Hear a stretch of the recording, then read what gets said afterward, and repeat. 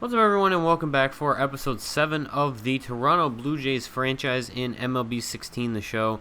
And today we are taking on the Arizona Diamondbacks in some interleague play. We are sitting at, I believe, 52-20. I'm not sure where the Diamondbacks currently sit because of for some reason it didn't show an introduction to this episode like it normally does. But we're getting things started here. David Peralta is going to lash that one out into center field, and it is going to be a single for him. Now with a 3-2 count, Jake Lamb is going to walk on a high fastball, and that will bring up to the plate Phil Gosselin, the man who was famously traded for Bronson Arroyo as well as Touki Toussaint in that trade. I believe it was last year.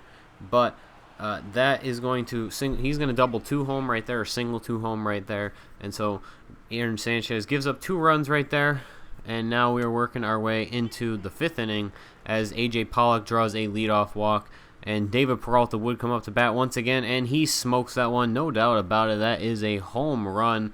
So that is going to be 4-0. Aaron Sanchez will be pulled after the inning. He gave up 4 runs in the day. Didn't look too sharp later on. I think we left him in too long. All right, Dickey coming out of the bullpen here in the top of the 6th. And things did not look good to start as Wellington Castillo gets a liner out to left field, and that is going to land for a base hit and put him on first base. And now Yasmani Tomas is up to bat, and he is going to take that one into the middle of the infield. But Josh Donaldson blows the throw. That was a really bad throw by him, and it went to second base as well, so it didn't really do a whole lot. And now Phil Gosselin is going to single that one out into right, and I could have had an out right here, but for some reason Bautista just didn't throw it like very quickly. I thought it was very strange. But now that is going to be a walk for Chris Owings, and it will bring up, I believe, Phil Gosselin to the plate. Apparently he's up at the plate twice for some reason. This might be him actually up at the plate. And for some reason, Josh Donaldson just looks at the ball, does not throw it in. And that is going to be 1 run. Another one goes out at home. That will bring up Gene Segura, 3-2 count, and he is going to hit that one back up the middle. And that is going to bring home 2 as Kevin Pillar overruns it and cannot feel that for some reason he just runs straight past it. I was trying to throw out the guy at home, but he just ran right past the ball and could have run out at third, but threw it to the relay man instead. And now Paul Goldschmidt is up to bat, and that is going to drive in the other runner on base.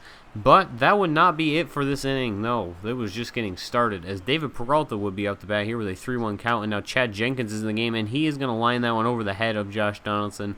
And this game is looking like it's just a miserable, I don't know why I paused it there. Looking like it's going to be a miserable day for the Blue Jays. They're down 9-0, and Jake Lamb is going to single that one out into right to load the bases.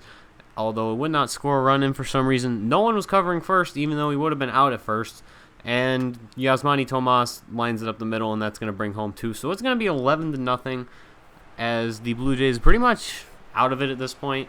I'd kind of mentally checked out of the game at this point. I just knew it wasn't going to be feasible to come back, so I just kind of started swinging at everything. And we played a game you'll see coming up, which is one of my favorite games, called How Many Runs Can Jesse Chavez Give Up, as you'll see later. But we are on offense right now. Jose Bautista and now Edwin Encarnacion have both singled, and that is going to bring up Chris Colabello, and he lashes that one out into left field. 3 runs off of Shelby Miller right there, as that would be a 3-run bomb by Colabello, who's kind of had a struggling year, but we've had a few guys who are overachieving to compensate for his lack of performance. And now we're going to start the let's see how many runs we give up with Jesse Chavez game. I just decided at this point he was going to pitch the rest of the game no matter how bad he did, and we are already up to 2. I don't have any sort of fancy counter or anything, but A.J. Pollock hits a 2-run home run right there after the first pitch that Chavez threw was a walk to Chris Owings, and that is 13-3 now, as it is going to be Wellington Castillo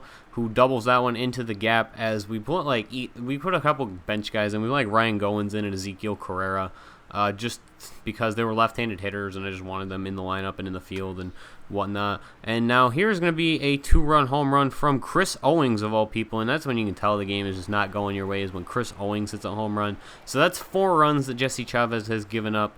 So it is 15-3 now, as A.J. Pollock is going to single that one down the left field line, hit very hard and into the left field corner. Colabello goes over to field, and he will throw it into the cutoff man, as that is going to be 2 for A.J. Pollock. I said it was a single, but I guess it was not. And this is going to be a single, though, as it drives in a run from Gene Segura, and that is going to score A.J. Pollock.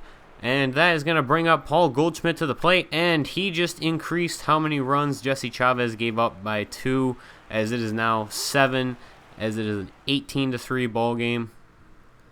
And that, again, was still not it, as the top of the ninth still has more to offer. Wellington Castillo singles down the line, and that was really just a lack of effort play by Donaldson. Like, you could tell the game was over, and it was just no one was trying. He really could have had that ball. Yasmani Tomas doubles it into the gap as that goes behind Pilar and Bautista's. Pilar completely just standing there watching Bautista field the ball. Thought it was a little strange but he was just standing there, but whatever. And Phil Gosselin is going to hit it over to second base, but that's going to score the run because it was a very slow roller.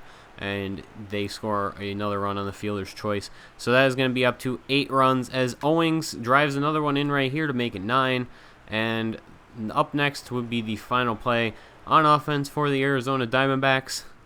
And that is going to be a 2-run shot for Gene Segura. Jesse Chavez doubles the lead for the Arizona Diamondbacks, as I just completely gave up on the game. Knew it was just not coming back. 22-3 they're up right now, but we would try to get something going here in the bottom of the ninth, as just kind of swinging at everything, right, or trying to just get anything going. Ryan Goins going all the way to third. Really didn't care at this point if he got out, whatever. And now Troy Tulowitzki is going to walk. A very borderline call. I thought about swinging at it, honestly. And Ezekiel Carrera, of all people, is going to take that out into right field and just around the pole of the 328 right field corner, and a very short home run. And then Josh Donaldson just grounds out. 22-6 loss for the Blue Jays, as it could have been it looked a lot worse than it actually was. If we didn't just put Jesse Chavez in and pretty much throw the game, then it would have been a lot closer. But there was no way we were coming back from an 11-run deficit, so why not have as much fun as possible by just having them score a ton of runs for no reason. And that's what happens when you put it on Hall of Fame pitching, as I play on. So you'll have games like that. So as you can see, 2.27-2.54 is the composite run total for the Diamondbacks in the 4th through 9th innings. So that's going to do it. Thank you guys for watching. Hope you enjoyed, even though it was an absolute blowout, and it was really just watching me pitch extremely poorly.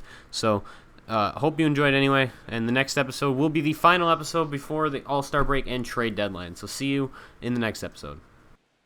Time of the ball game, 4 hours and 29 minutes. A reminder that extra subway trains will be available at the Union and St. Andrews stations.